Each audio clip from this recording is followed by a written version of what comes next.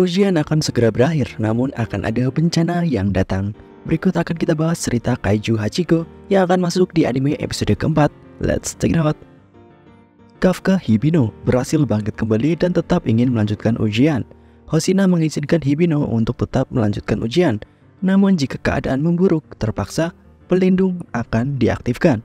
Hibino kemudian berkata kepada Ichikawa Reno, jika terjadi apa-apa kepada Hibino, Ichikawa harus terus melanjutkan ujian. Namun Ichikawa tetap ingin mendukung Hibino dan melanjutkan ujian bersama-sama.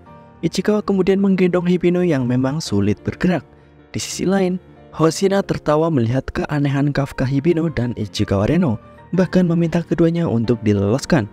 Kembali ke Ichikawa dan Hibino, keduanya akan menuju ke tempat Kikoru, karena jika tidak, Kikoru akan membunuh semua kaiju dan menyelesaikan ujian sendirian.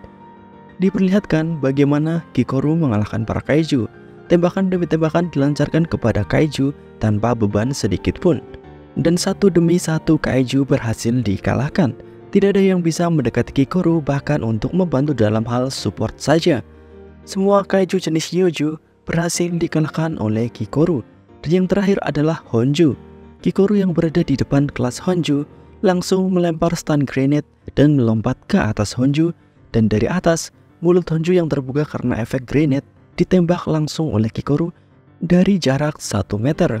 Semua kaiju baik dari kelas Yoju maupun sang bos Honju berhasil dikalahkan. Ujian terakhir telah berakhir. Usaha Hibino dan Ichikawa untuk mengejar Kikoru tidak membuahkan hasil. Pengawas ujian langsung memanggil para drone yang memonitori ujian, kemudian membawa yang terluka untuk dirawat. Mina Ashiro yang melihat Kikoru yang memang sangat kuat, ternyata lebih dari kuat, melebihi ekspektasi dari Mina Ashiro. Menurut Hoshina, Kikoru adalah anak dari Komandan Shinomiya, dan Kikoru akan menjadi salah satu pilar dari divisi pertahanan di masa depan. Di tempat Kikoru yang mencoba berjalan kembali dari tempat ujian dan mencoba bertemu Kafka Hibino, merasa di belakangnya ada sesuatu yang bergerak.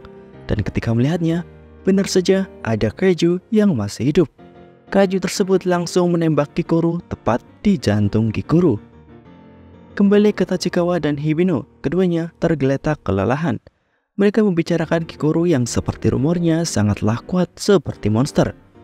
Namun bagi Hibino, dengan adanya Kikoru, Hibino bisa mengeluarkan segala yang ia bisa tanpa harus menyerah dalam ujian. Yang bisa dilakukan Hibino sekarang hanyalah menunggu hasil dari tes. Namun ketika pembicaraan mereka berakhir, para kaiju terlihat hidup kembali. Nah, kembali ke tempat Kikoru yang terkena serangan tepat di jantungnya berhasil memfokuskan shield pelindung miliknya dan menahan peluru menuju jantungnya. Kikoru merasa dirinya masih bisa bertarung. Namun Honju yang sebelumnya dikalahkan Kikoru juga bangkit kembali, dan kaiju berbentuk humanoid yang menyerang Kikoru bahkan bisa berbicara. Seperti halnya Kafka Hibino yang juga bisa berbicara ketika di dalam mode kaiju. Nah, kaiju humanoid tersebut menyerahkan semuanya kepada Honju untuk mengamuk. Kaiju humanoid kemudian menembakkan Kikoru kembali. Kali ini tangan dan kaki Kikoru ditembak agar Kikoru tak bisa bergerak.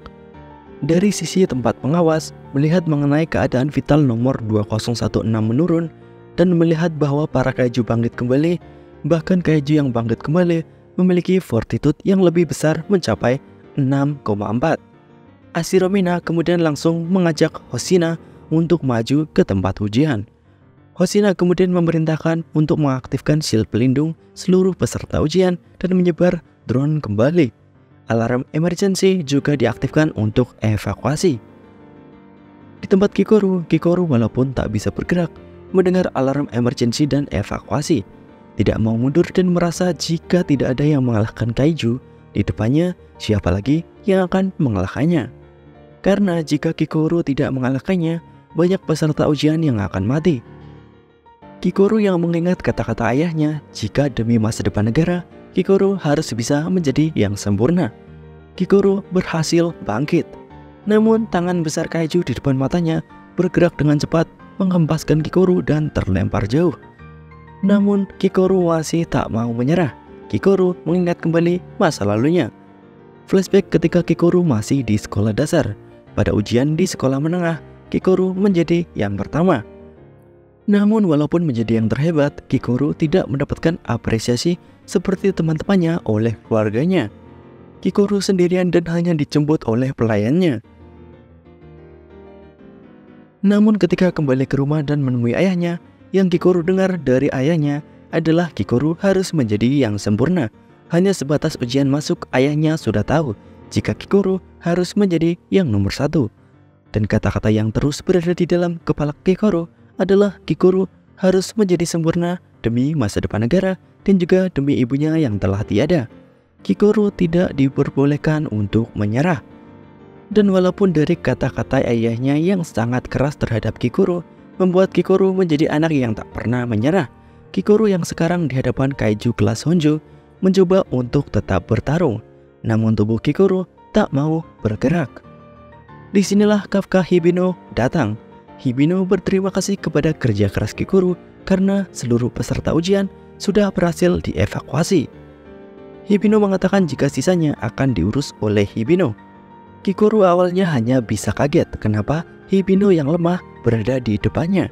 Namun Kikoru segera tahu kenapa Hibino berada di depannya untuk melawan Honjo.